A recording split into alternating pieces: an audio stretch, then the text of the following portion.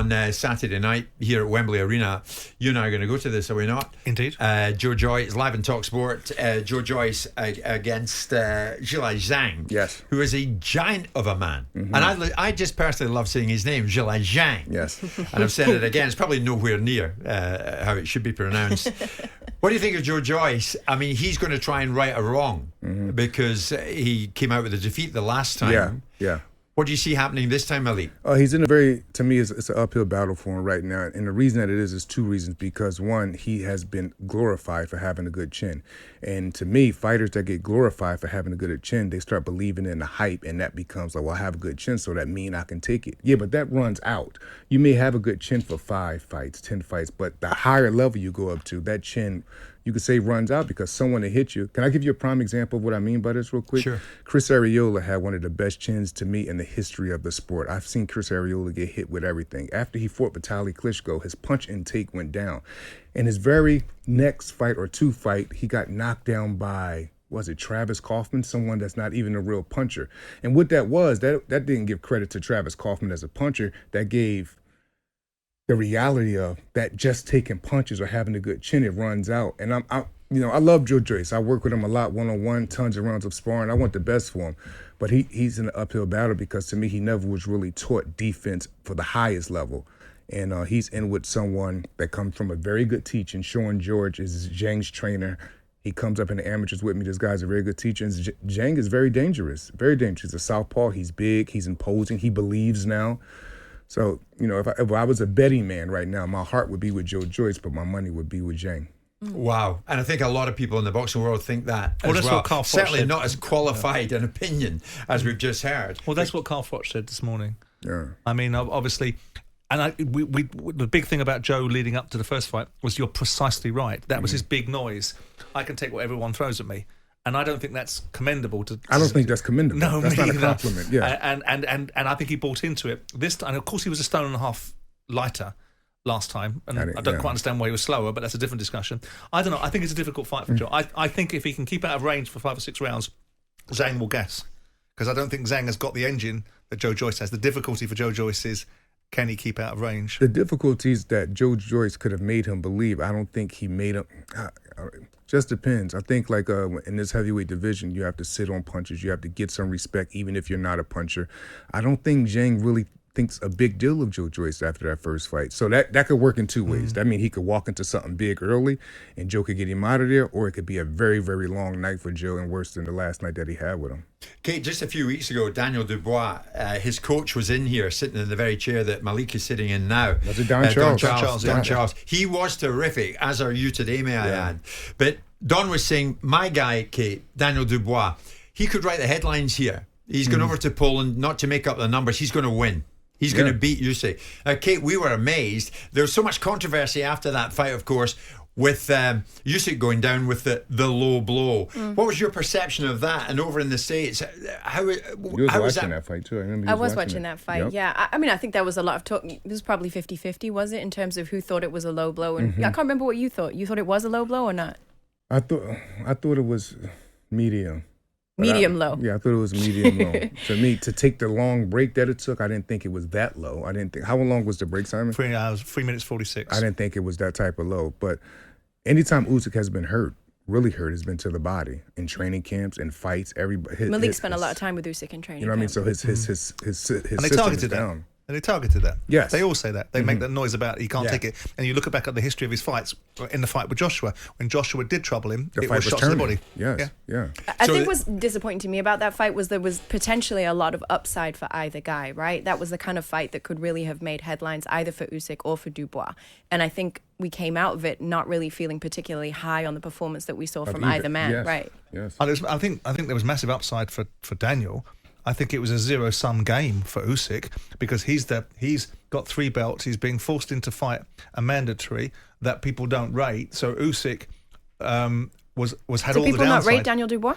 Not at that level. Not at that level. I mean, there was 2 or 3 years ago when one of the leading boxing writers over here was saying, forget about Anthony Joshua, forget about Tyson Fury. Daniel Dubois is the next one. And then the change of direction after the Joe Joyce loss and the subsequent diminishing of him slightly was rapid. Rapid, yeah. I mean, Daniel's only 25. Now, whether he recovers from this and questions that need to be asked, because I said it at the time, and I'm not saying it because he's here. If Deontay Wilder had been on the other side of that ring, irrespective of whether he was waiting for 1 minute or 4 minutes, when Usyk was ready to fight and the referee waved it on, Wilder would have come flying across that ring, throwing everything at Usyk to get him out of there. Daniel didn't, and I can't understand that. And I don't. And you look forward to the 9th round, and I'm not suggesting that Daniel swallowed anything, but there was a necessity to bite down on the gum shield, and it felt that he didn't. I felt that he didn't. I think Frank Warren is being diplomatic, but I also think that he had questions about it. Yes. Malik, Kate, the same Mr. Simon Jordan has got his own views about, and you haven't missed and hit the wall on this.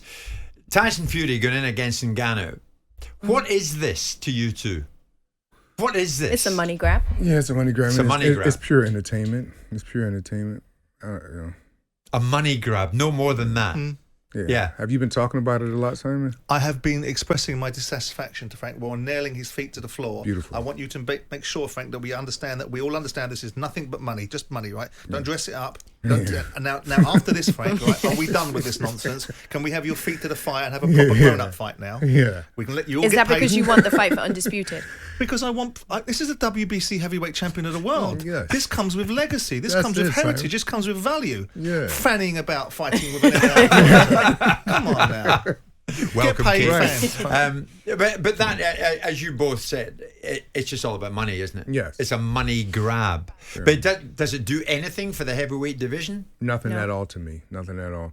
It puts me on the side of, if we going to be fair and talk about a money grab, is it anybody that deserve a money grab more than Tyson Fury? Everybody of his dreams that he ever wanted to beat, he's beat them.